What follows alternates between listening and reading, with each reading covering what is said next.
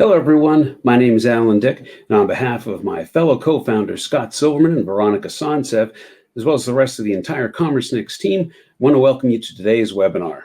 Today is Wednesday, February 21st, 2024, and our topic this week is Save the Data, Performance Pros Share, How to Put CTV Data to Work. Before we go any further, I'd like to welcome and thank today's speakers. We've got Steve Hartman. He's the head of Integrated Marketing and Experian Consumer Services. Sam Russell, Director of Media and Acquisition at Mint Mobile, Ryan Monahan, CMO of Redcon One, and Severin Nesselhoff, Director of Marketing Strategy at Mountain. Thank you so much for being with us today. Thank you as well to Mountain for sponsoring today's broadcast. We couldn't bring these webinars to you without their support. I also know it's been a real pleasure working with their team, especially Laura, Olga, Severin. Thanks so much for helping us put this together. Next, I always want to thank the CommerceNix staff. We've got Veronica, Scott, Jill, Maeve, and Robert, all of whom are off screen helping to make this webinar a success. And as always, thanks most of all to you, the audience, for taking time to join us today. I'll start us off by mentioning that our next webinar takes place on Wednesday, March 6th. The topic is Maximize Sales and Loyalty Through Seamless Omnichannel Experiences. My fellow co-founder Veronica Sontsev will be leading that webinar and hosting a panel discussion with executives from Aaron, Tapestry, and Fabric. You can register for that by clicking on the link right over in the chat. Speaking of things coming up, it's never too early to register for our big event, the CommerceNix Growth Show, June 11th to the 13th in New York City. We're putting together a monster lineup of over 120 speakers, including top executives from Patagonia, On Running, Tapestry, J.Crew, Ipsy, Estee Lauder, and so many more. So just go over to commercenix.com or go to the chat for the link to learn more and apply to attend. Moving right along. I want to remind you that our YouTube channel has over 370, count them, 370, videos covering topics including acquisition, retention, leadership, retail technology, and so much more. Our YouTube channel link is again in the chat. You can always go to the chat. It's a good place to get links. Of course, we're recording this webinar, and we'll email you when we publish it later this evening. Next up, let's take a moment to remind everyone where to find the things you need to get the most out of this webinar. There are four tabs in the upper right of your screen: Chat, Q&A, Polls, and Handouts. Please use the Chat tab when you want to communicate with other attendees or offer a shout out to the speakers. The Polls tab is where you can participate in the audience polls and review the final results after we close the polling. And the Handouts tab is where we have today's presentation and other useful information available for you to download. The most powerful tool, in my estimation, however, at your disposal is the Q&A tab. This is your steering wheel for the conversation. This allows you to drive the conversation by posing questions directly to our speakers. Think of our panelists as your personal expert focus group, ready to offer their insights into the issues that matter most to you. As far as I'm concerned, no question is too small and no challenge too big to pose to our panel today. To help fuel the discussion, panelist Ryan Monahan of Redcon One is generously providing a full box of their MRE protein bars with free shipping to any location in the U.S. to every audience member whose question we select for the panel discussion. Take it from me, the German chocolate cake and cookies and cream flavors are yummy. They are awesome to take on hikes. Just thought I'd share that with you. Remember, even if you don't have a specific question, you can still participate by upvoting other audience questions. This really helps us prioritize which questions to present to the panel by letting us know which is the most important to our audience. Lastly, if you're watching this on the replay, thanks for joining us. And please note that the handouts are available by clicking on the highlighted document icon in the video player, and the audience poll questions are available via the Polls tab. Now, before we bring Severin up to give us his take on how to put CTV data to work, he wanted to quickly ask the audience one question. Have you ever run ads on connected TV or streaming before? Simple yes or no question. Kind of want to see where the audience is at. Ooh, this is interesting. I would have expected this to be a bit different. All right, so cool. So it looks like 83% of the audience has run connected TV or streaming ads before. I wasn't expecting that, to be honest. I really wasn't. I was thinking this would be more split 50-50, but it's not. Yeah, it's currently running 84% yes, 16% no. Cool, we can close that poll. Very good. We got an experienced crew with us today. All righty, moving right along. With that, let's bring up Severin Nesselhoff. He's the Director of Marketing Strategy at Mountain. Severin, welcome to the Commerce Next virtual stage. How you doing today? I'm doing fantastic. Thank you so much, Alan. I love the halo effect of that light behind you. It's so angelic. And you're looking great. That's what I'm striving for, angelic. That's what I'm striving for. We'll take it. We'll take it. All right, Severin, it's on you. We'll be back in a minute. Perfect. And Alan, thank you so much for the kind words and the kind intro, for having us on today's webinar. And also thank you for breaking with your routine and asking that question up front. Over 80% of level of experience with CTV, connected TV already. Fantastic. That allows me to just really talk maybe a bit more in the weeds, a bit more in the tactics when it comes to using data for connected TV advertising campaigns. Because that's what we're going to look at today. We're going to look at some best practices, at some of how to use data, and really how to get the most out of your connected TV campaigns. Very, very briefly about myself. My name is Severin Nesselhoff. I am the Director of Marketing Strategy over at Mountain.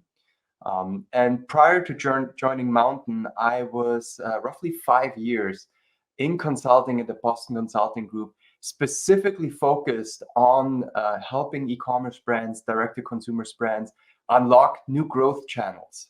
And so through my work there, more and more I got in touch with connected TV, streaming TV as the next frontier, to use advertising as a growth channel. And so it made perfect sense for me to join that space as a whole, Mountain specifically, but that space of streaming TV and connected TV advertising.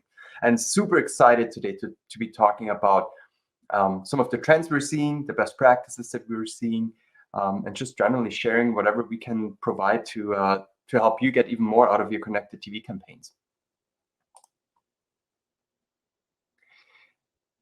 The TLDR, too lazy didn't read, the net of today's talk is really we at Mountain, but generally, and we in the industry, see connected TV as a third performance marketing channel.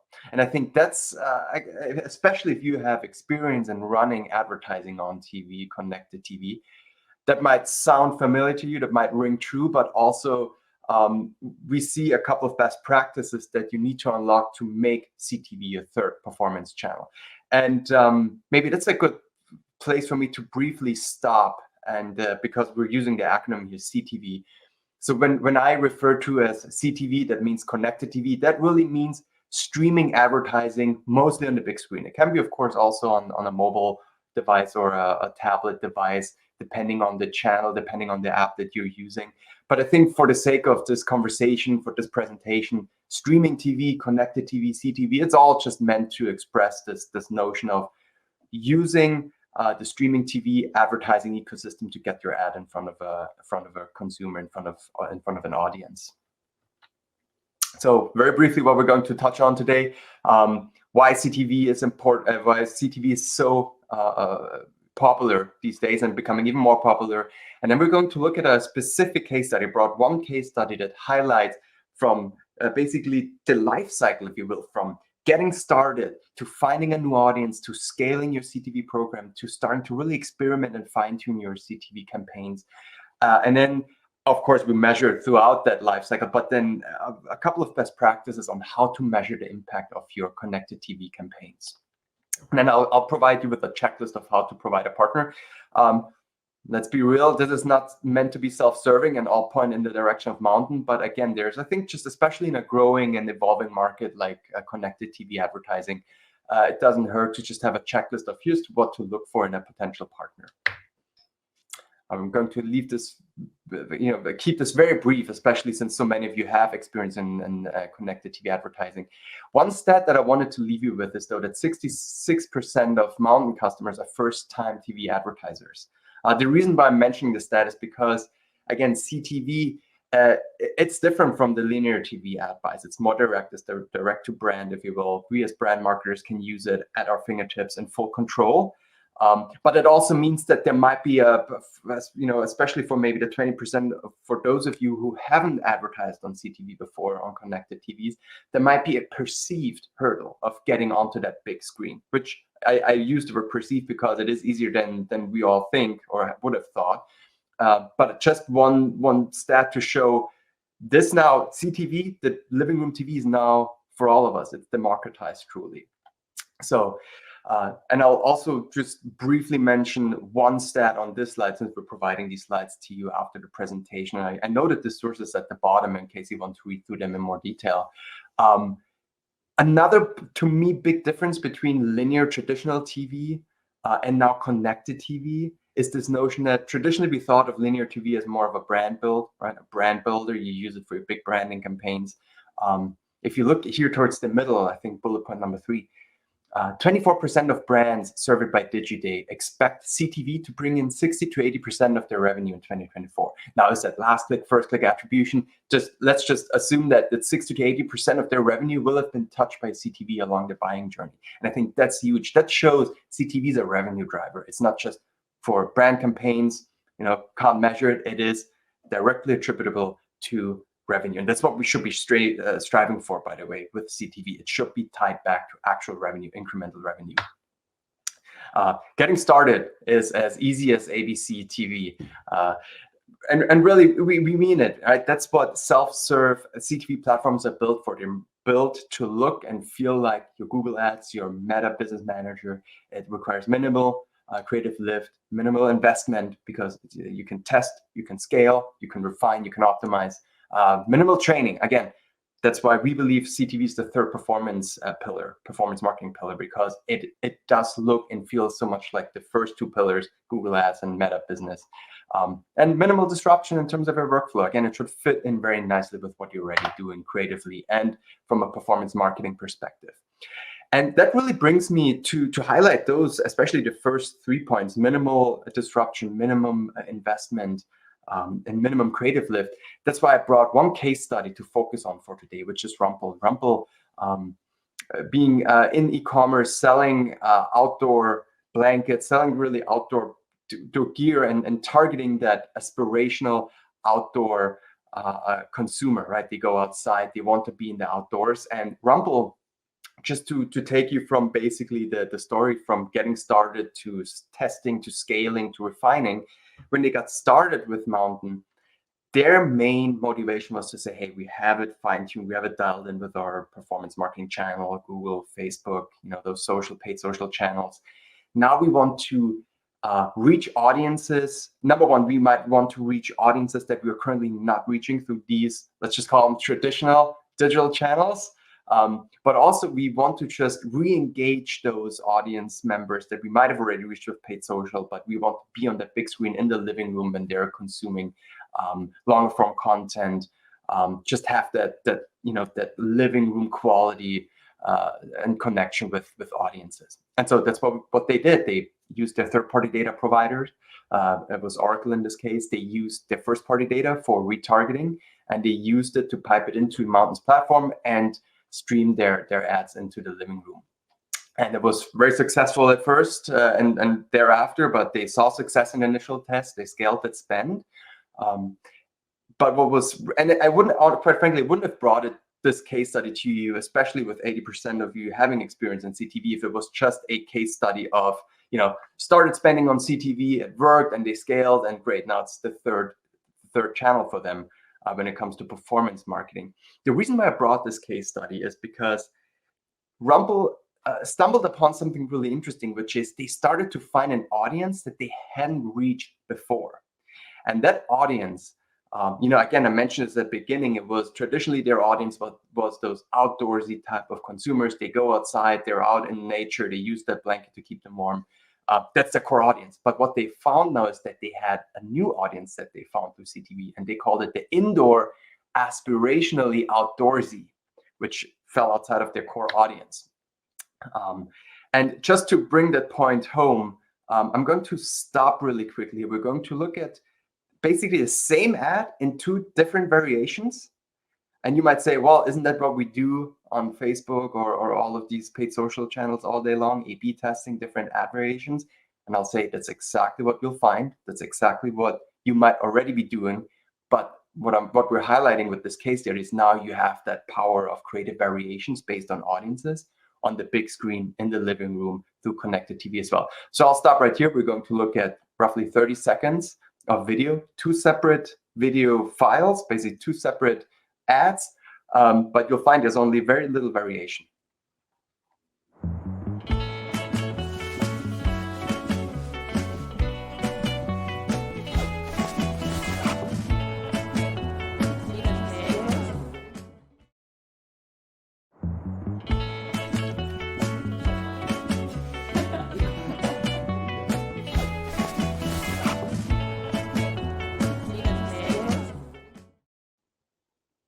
Yeah, if you weren't closely looking, you might have missed it, but in the first 10 seconds here, we saw 2 different variations of basically the same ad.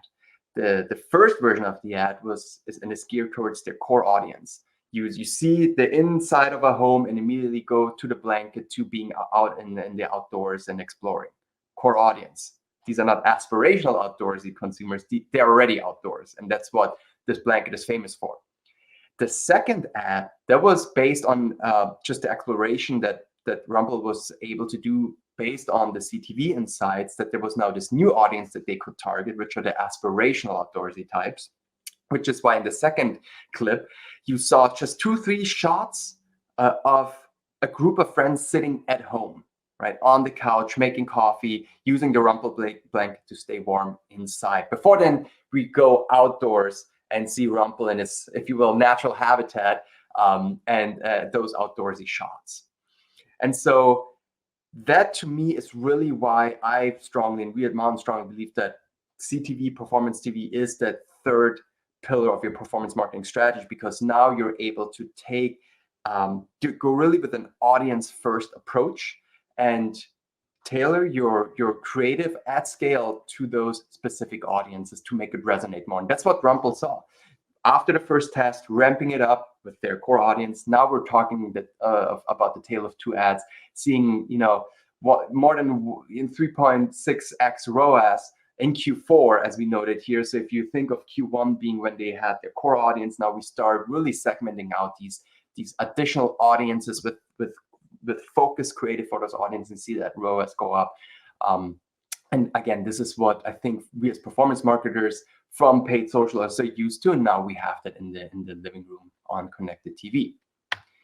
And I'm just going to leave it very briefly here in terms of the results, right? When we think about that life cycle and scaling your campaigns and being always on, specifically maybe during seasons where you're ramping up towards, say, Black Friday, or we're gearing up towards that season when your audiences are most engaged, outdoor season in Rumble's case, you know, saw 35% increase in conversion rates versus the core audience, and just overall a lift. And actually, let me go, because these numbers speak for themselves, and we talked about this at length now that they found a new audience. What we actually see, CTV on its own, it doesn't just stand on its own legs. It also starts to create a halo effect. This halo effect means, while you can directly attribute conversions and sales and incremental sales to CTV campaigns, you also start seeing what we call the halo effect, meaning just a stronger performance in your other ad channels through having that brand exposure, that brand on the big screen, and being able to target those audiences in a more granular, targeted way. And this is actually a great, and let's basically put a pin in this in terms of the halo effect, because you might wonder how are you able to measure this from CTV all the way down to paid social and paid search, and we'll get to that in a second. But again, I wanted to bring this case study too, especially for those of you who have experience in connected TV, to really showcase how we can get more granular, more targeted, more segmented in our audience approach, and just use existing creative, maybe slice it up fairly differently or just slightly differently, and really get those incremental ROAS increases.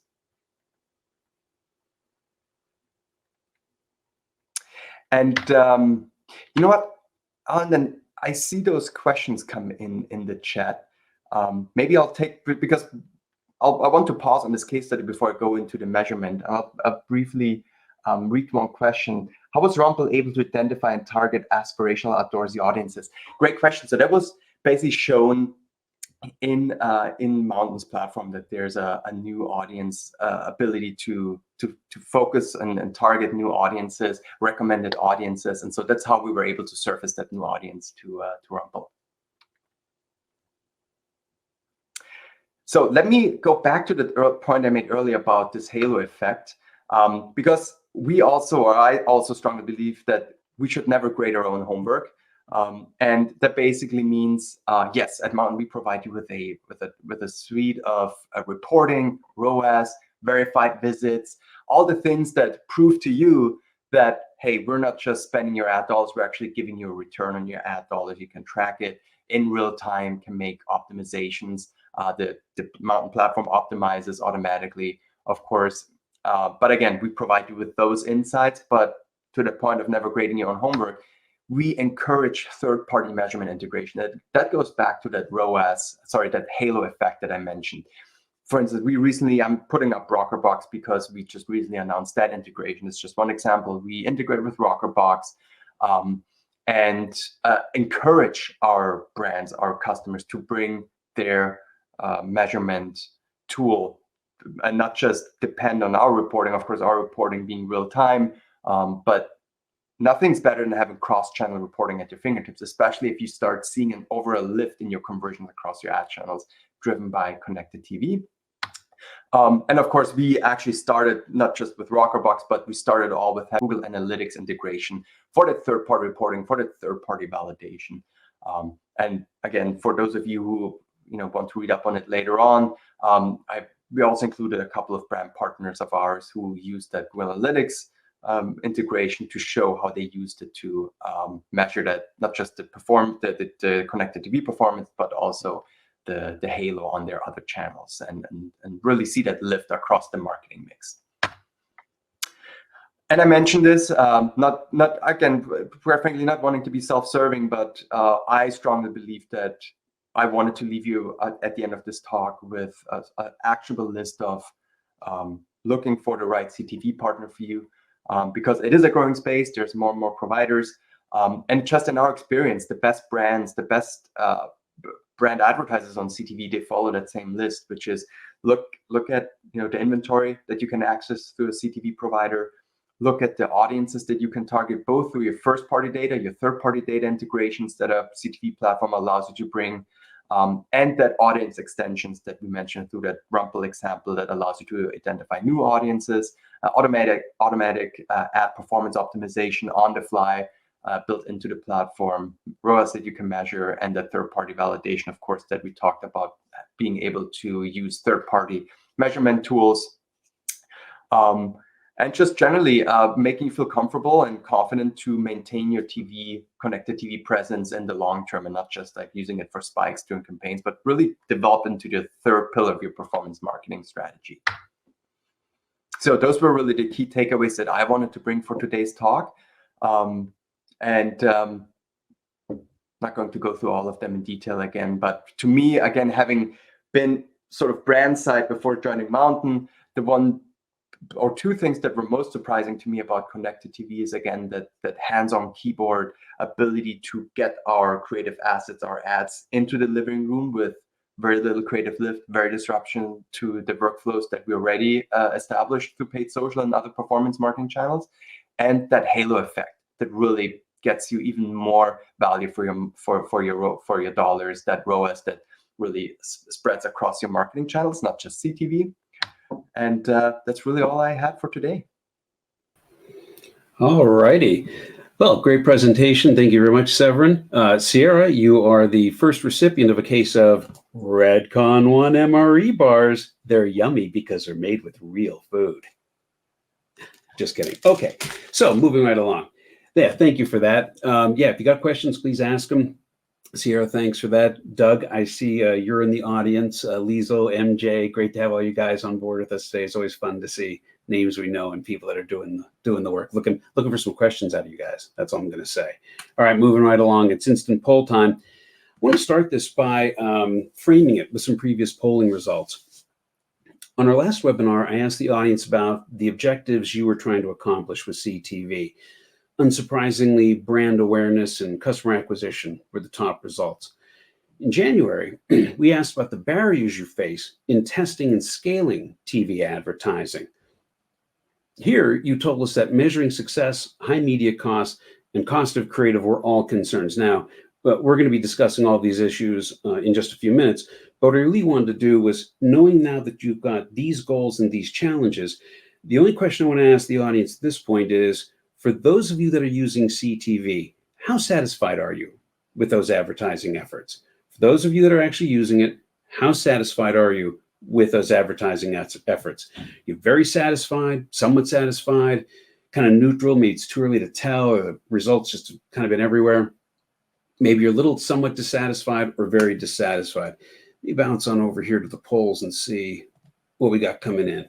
Okay, it's kind of skewing towards satisfied. So 40% of you are saying that it's neutral, 30% are somewhat satisfied, 15% are very satisfied, 10% are somewhat dissatisfied, and 5% are very dissatisfied. So clearly the bulk of people, 45% of you, are either somewhat or very satisfied, and only 15% of you are in the dissatisfied category. All right, very good. We got that one done. Moving along. Our final question concerns our next webinar, Maximize Sales and Loyalty Through Seamless Omni-Channel Experiences. This takes place on Wednesday, March 6th with Veronica Sontsev at the helm. And she wants to know, what's your biggest challenge in achieving seamless omni-channel fulfillment? What's the biggest challenge? Is it real-time inventory visibility? How about coordinating logistics across channels? Managing customer expectations? Integrating technology platforms?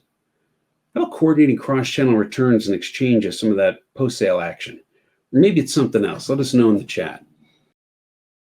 So it looks like integrating technology platforms, 38% of you there. We've got managing customer expectations. That's 19%. Coordinating cross-channel returns is 12%. Coordinating logistics across channels is 18%.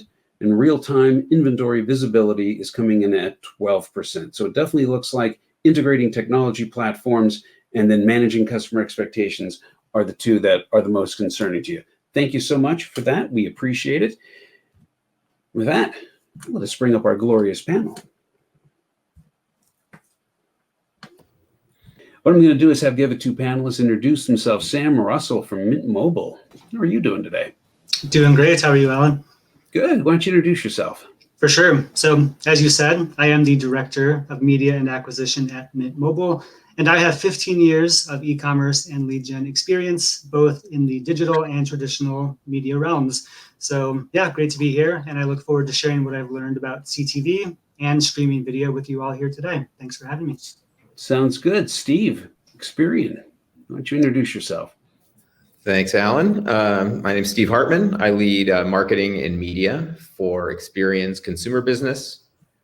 We run cross-channel marketing campaigns to try to drive new members into our credit ecosystem, where we have a slew of credit, identity protection, and lending products.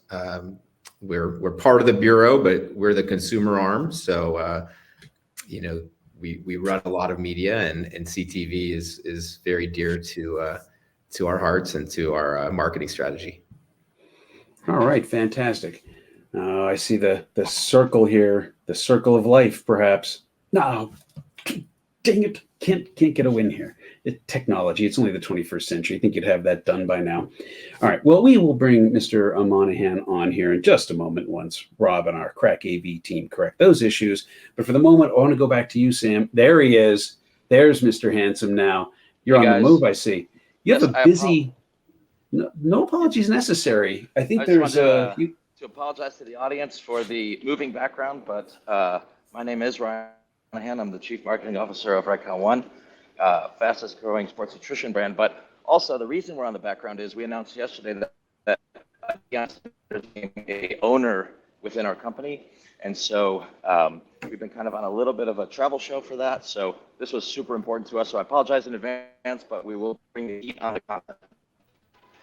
Outstanding. So, Ryan, in case you hadn't heard it, Ryan, your audio is breaking up just a little bit. So once you get to a more stable location, we'll dig into you a little bit more. But Ryan did make the point that Deion Sanders signed on as part owner of Redcon One, and that has been quite the event for them. So, very happy to hear that. Congratulations.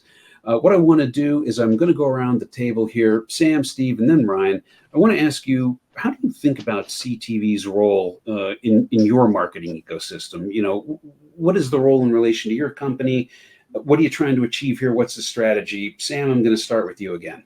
Yeah, sure. So I actually agree with the poll results. So first and foremost, it's a brand awareness tactic, but ultimately it is meant to drive purchases or conversions down the road. So I use CTV as that first domino and a topple of touch points leading, from that journey of viewer to customer. So that being said, it is essential to use data to give you that best head start to get users down that path. So it's a mix of both brand awareness and purchase/conversion. All right, Steve, let me hear it from you. What are you looking to get out of all this? Oh, well, I think we always had a really strong linear strategy. And, a few years ago, we launched a product called Experience Boost where we knew their audience was a lot younger, a lot mobile first. And so that audience obviously more scarce on linear and, even becoming even scarcer. So we started to test streaming in order to reach that audience. There was some targeting, but there was very little measurement. So when Sam talks about brand, I feel like, brand and brand impact is definitely something that's maybe easier with the channel. But I think it's gotten better with measurement. And I think, it's been about a year and a half now when we really started to ramp up our spend in CTV because we felt there was a little bit more confidence in attribution and measurement in the channel. And I think, prior to that, it was a lot of, hoping and just knowing that your audience was there. And you're reaching the right audience, but you're just not getting, the performance back out of it. So, I think now we've gotten to a really good, a good place with CTV. Awesome. And we're going to dig into that in just a minute. Ryan, your picture has cleared up. You're Yes. smiling, you're nodding. Clearly, Yes. your audio is gorgeous We're loud now. and clear, guys. We are loud and clear. Bring the heat, brother. Bring it. Yes. So CTV for us is like kind of that white space that we found over the last 14 months. It's really this blend of how to get your brand next to this really premium content that historically was gated by linear, but now you have the advantages with some of the targeting. And then the key piece that I want to make sure that the audience knows today is if you've never done CTV content or you're not sure where to start or it can be overwhelming, I want to tell you our kind of strategy and plan of how we launch one video into 13 creatives to get information back almost instantly. So it shouldn't be a concerning thing. You should leave today on how to tactically launch a campaign starting next week. Yeah, I know that you give a lot of thought to the tactics on this, and you're not afraid to share. So we appreciate that. We'll be digging into that in just a minute.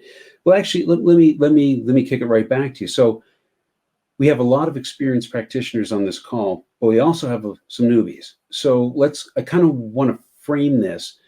I want to frame it so everyone gets something out of it. So starting with you, how do you think strategically? Like if you had to just give a generic set of advice, thinking strategically, how should the average retailer be thinking about this?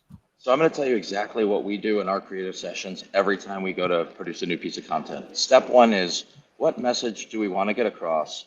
And then the second part is, what do we think we know? What do we think the customer knows? And what messaging do we want to test? So step one is just, what story do we want to tell? Is this brand awareness? Is this for product launch? We're just trying to create awareness around an existing line. Or the third, is this a problem solution kind of sales method? And so step one straight away that I think everybody should do is identify, is this brand awareness? Is it new product launch? Or is this a problem solution for commerce? Step two, everybody knows what we think our customers want to hear. And what we have come to find is we don't get married to any specific messaging. We test and learn, and we're okay that we're not right the first time.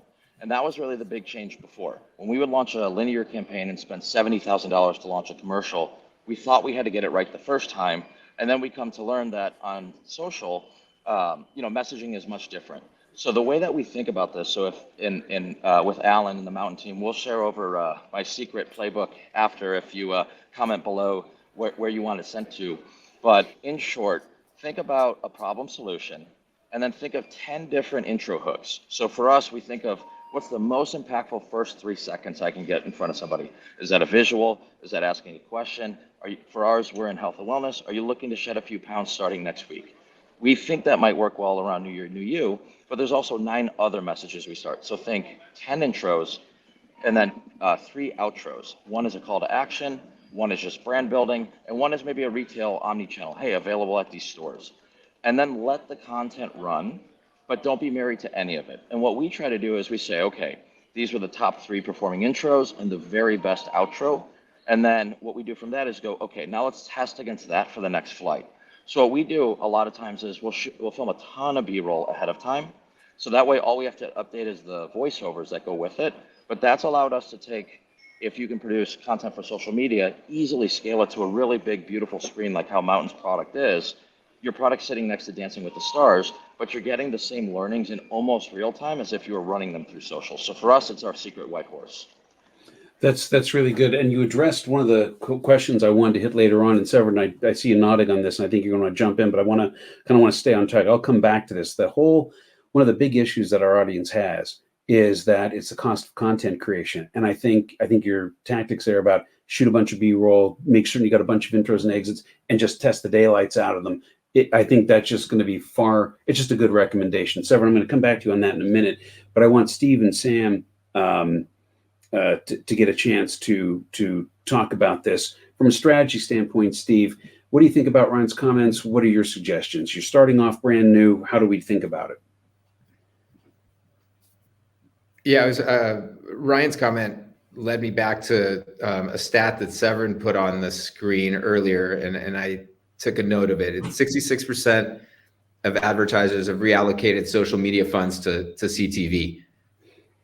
That was a surprising number to me. That seems really high, but that also aligns with what Ryan's talking about, which is basically treating your creative process for CTV very similarly as you would do it with digital. And that is a lot of iterations, a lot of different testing opportunities. And I think that is super valuable. It's something we probably don't do enough of. We go linear first a lot of the times, and we take our broadcast spots and then we cut them down for CTV. I think now more recently we've been starting to take digital spots and influencer videos and creating 15s and 30s that we run on CTV and testing them through that platform. So I do think the creative element is really important, and I think probably scares some first-time advertisers off a little bit, thinking that, I need to have this big, heavily produced spot, for a Roku buy or whatever. And you don't, you really don't. And the advertiser doesn't expect it. The advertiser, doesn't think that they need that. They don't, feel like they need that. We have big celebrity-driven ad campaigns, that don't work as well as a UGC or a testimonial will work across CTV a lot of the time. So, I think thinking on the creative side, I don't think there should be any barriers to entry from a new advertiser and into the channel.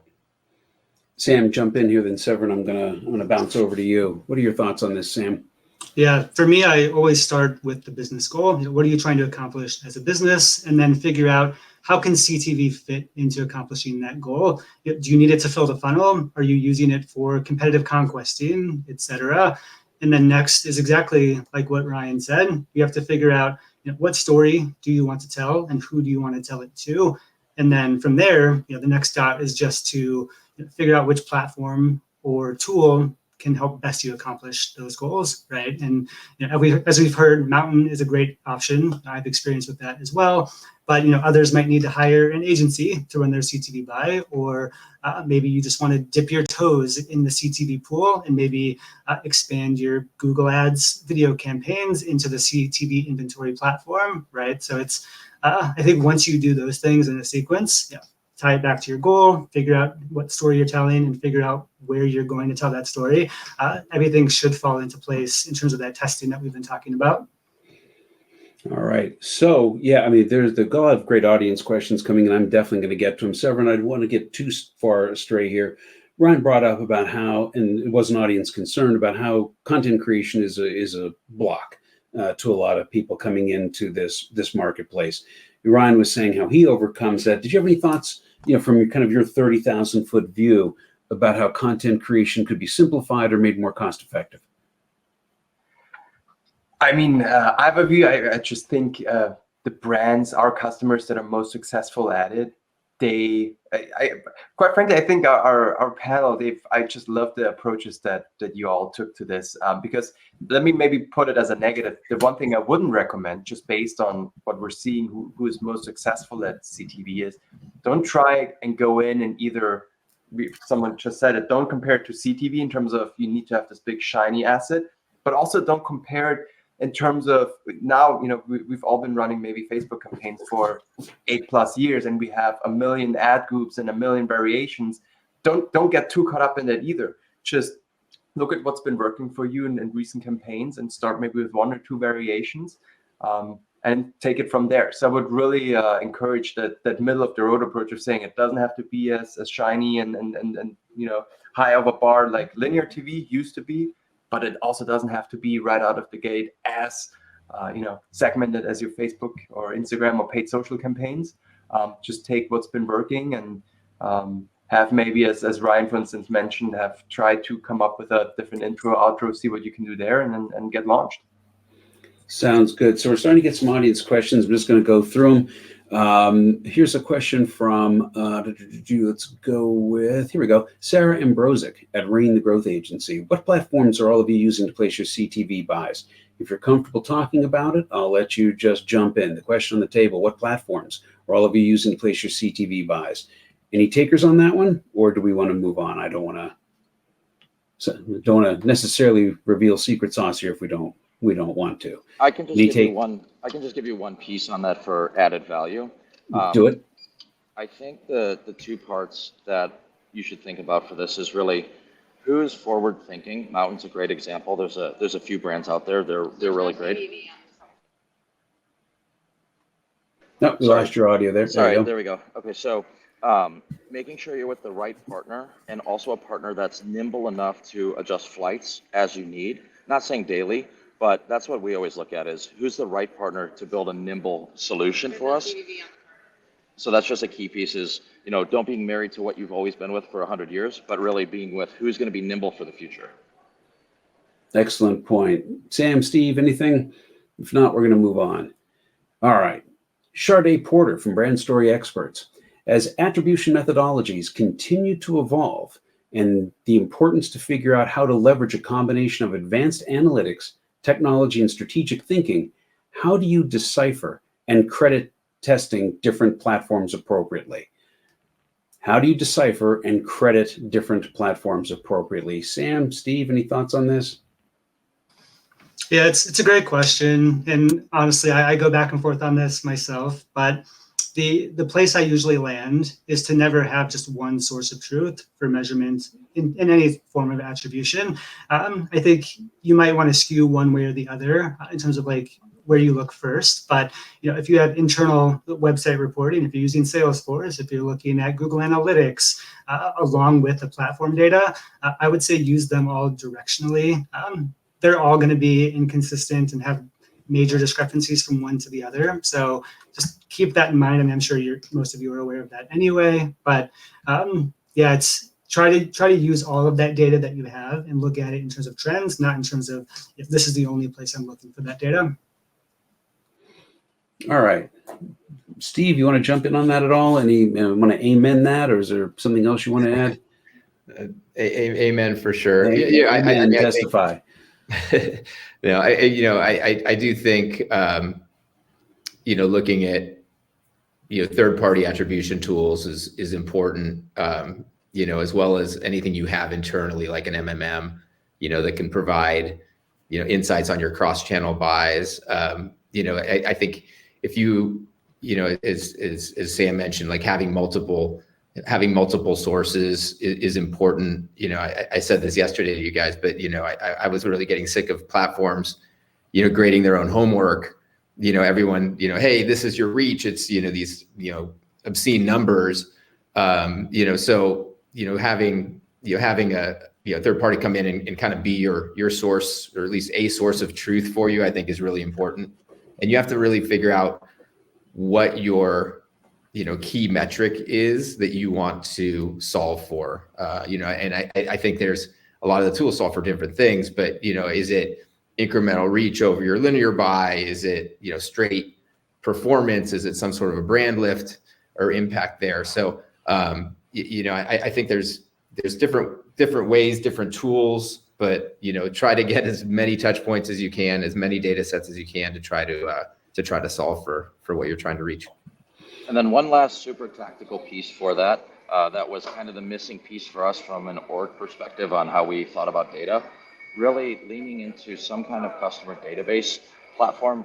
We use Segment, but I'm not married to anyone, but something where, just like we're talking single source of truth for analytics, that's important. But the better question for us was, are we talking to the right user at the right point in their journey, if they're a brand new person or if they've ordered 50 times, and then making sure that that messaging can be translated out. So what we thought about was step one, how do we want to talk to everybody at each different journey? And then step two, how are we managing that? So for us, Segment's a good solution because we can make sure that the right audience is seeing the right messaging without being specific to the channel. So one audience was the key takeaway we learned the hard way over the last 14 months. Very good. Severin, is there a mountain perspective on this? There sure is, and I quite frankly, it matches my personal perspective. Maybe 4 or 5 years ago it was all about matched markets and incrementality testing to prove the worth of a new channel. Quite frankly, I think we're now in 2020. 2024? Something like that. Year.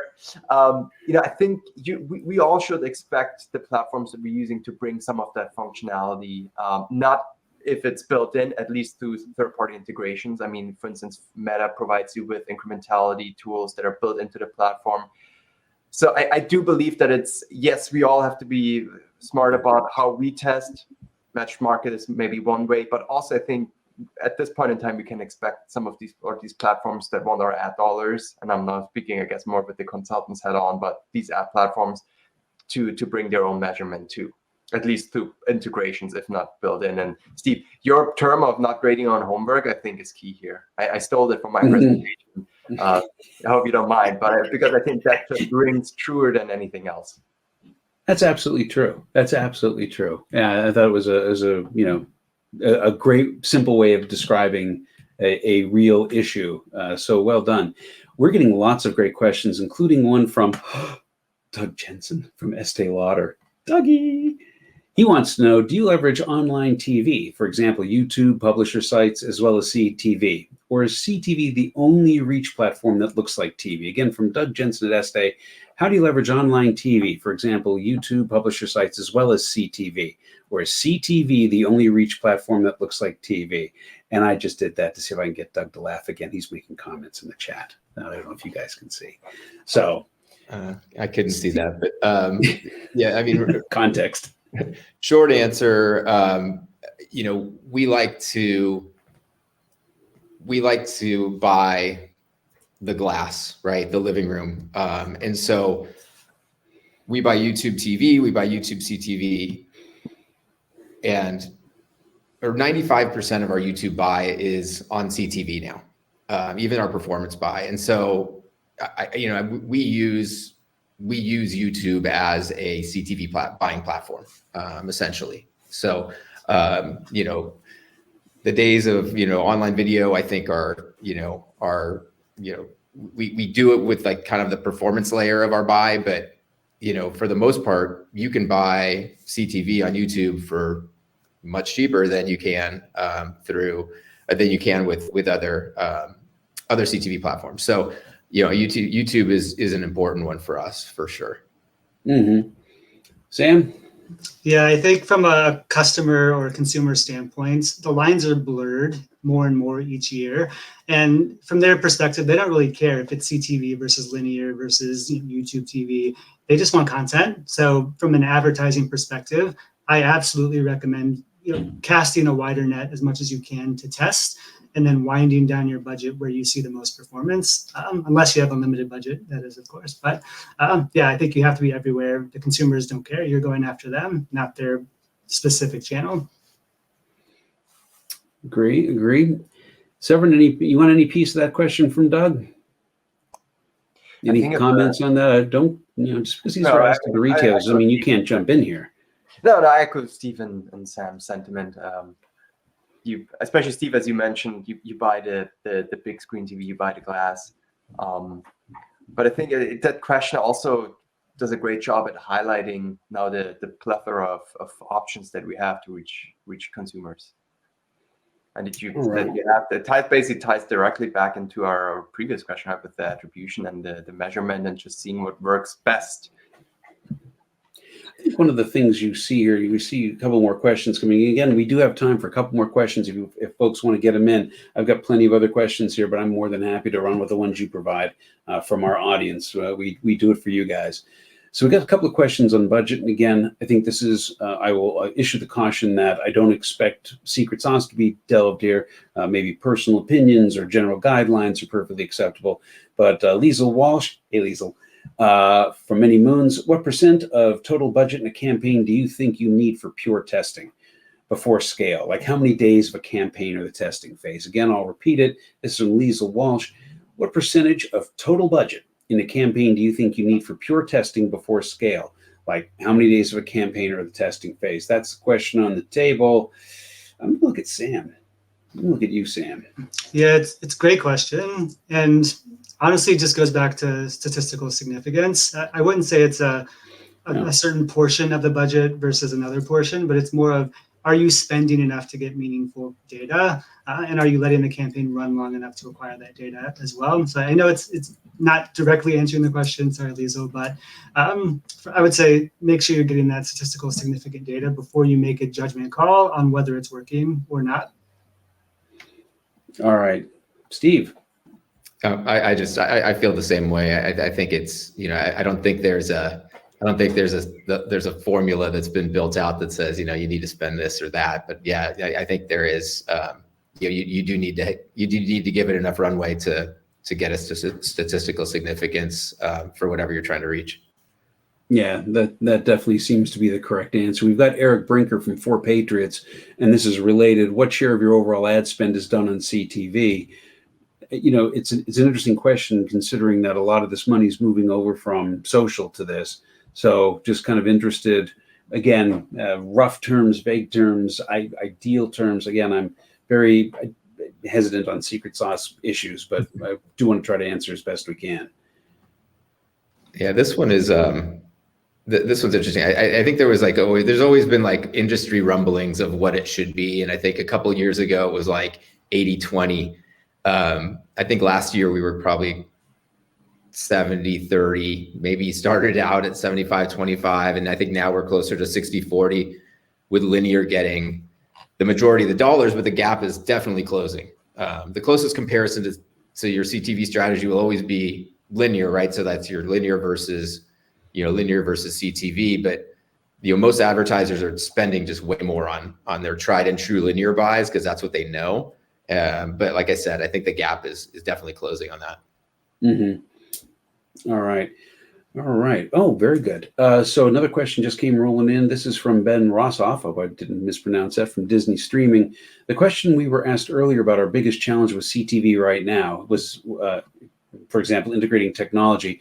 Would be curious to hear your responses on how you're attempting to overcome the challenges with integrating technology. I almost want to start with Severin on this in a way.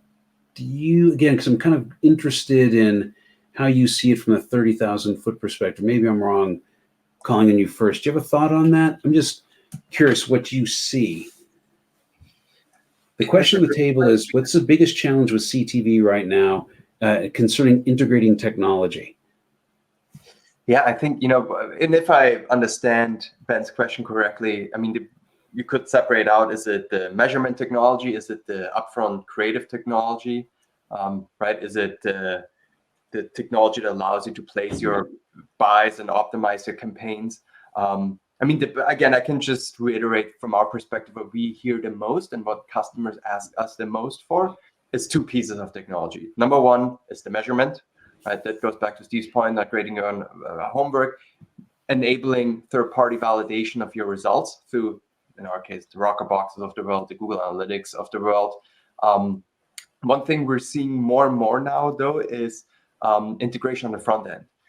So being able to integrate your asset management systems, being able to just ever more seamlessly import and upload your creative, editing your creative on the fly. So allowing you to be more and more nimble, ever more nimble to just create creative that matches your audiences. Because again, CTV is all about the audience first buy. You buy audiences, and versus traditional linear TV, you will buy a channel, which stands for an audience potentially. But now with CTV, you really go by that audience buy, and that creative has to match that audience. So approaching basically from both ends, the creative side, make that seamless, and integrate the measurement side to get the results measured.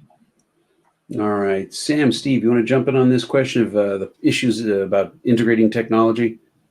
Yeah, the one thing I would add to Severin's answer is just privacy concerns are really a growing topic of importance recently.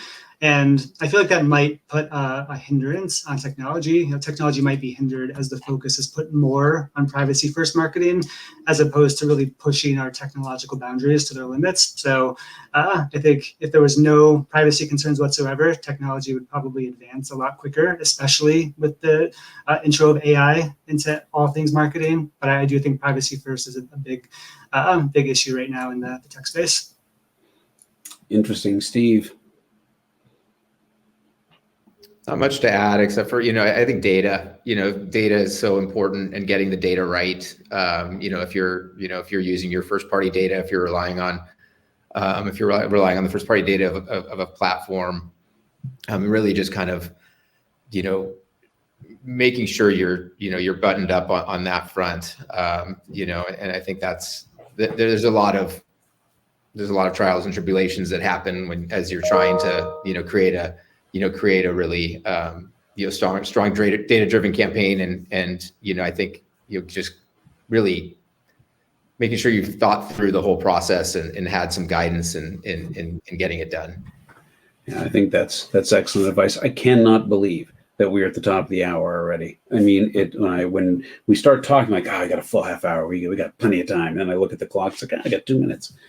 So as a reminder to everyone in the audience, Ryan, who I really wanted to get more out of on this webinar, and really apologize that he couldn't be here. I just know it's been a topsy-turvy week for him. But he did offer to write up his thoughts and send them out as a PDF. So if you are interested in that, put your email address in the chat, and we'll know you want a copy, and I'll hook up with him. I also have some other ideas about I can mine some more information out and maybe get that to you, but I'll check with him first on that. But I want to wrap up here with some final thoughts. I just want to go around the table here and just ask for final advice. Given the rapid evolution of CTV and the digital marketing landscapes, what's the one piece of advice you want people to walk away with from this webinar? Sam, I think you had some interesting ideas about embracing the unexpected. Yeah, sure. So yeah, I wouldn't just expect the unexpected, as the saying goes. I would embrace the unexpected. I think trends are going to continue to pop up that go against your preconceived notions. Maybe some unknown placements might outperform others, well-known networks or publishers, and some popular platforms might shut down entirely or get purchased. And that's perfectly okay. I would just say, use the data to your advantage, be agile, and you'll succeed. Sounds good. Steve? Bestow a nugget of wisdom upon us. Experimentation, testing, testing different buying platforms, testing different creative executions, testing different audiences. Just know that you go in with this testing mindset, and that there's so much value that you can get out of this channel, but you definitely have to work to get to the right value, and so I think that's the having a really experimental mindset, I think, going in is really important. That's great. Severin, the last word's going to be yours. Steve just used the word value. I would say, in terms of driving value, have high expectations. In this day and age, we're used to basically building maybe in our paid social platforms audiences based off our highest LTV customers. So let's have those expectations that this day and age we should be able to buy against those type of customers that we want to get more of, and exclude those that we want less of. So having those expectations that we live in a world now where you can expand those capabilities into CTV, the big screen, and work from there and set yourself up for success. All right. And with that, I just want to remind everyone that before we close out today, you can go into the upper right-hand corner, download the presentation and a couple other great white papers from Mountain. We appreciate them doing that. Audience, this was great. There is nothing more enjoyable. I know I joke about the questions and stuff, but I really do enjoy when I'm asking your questions and answering the addressing the issues you have. I really appreciate it. It was so much fun to get this many questions on a webinar. You guys make it a lot more fun and enjoyable to do. So thank you so much for being with today. Speakers, I mean, what can I say? You put in the time, you put in the effort. I know you got other things to do, but you're here with us today sharing. Again, thank you so much from everyone here at Commerce Next. And with that, I'm going to bid you a fond adieu, and we will see you on the next webinar in 2 weeks. Thank you so much, everyone.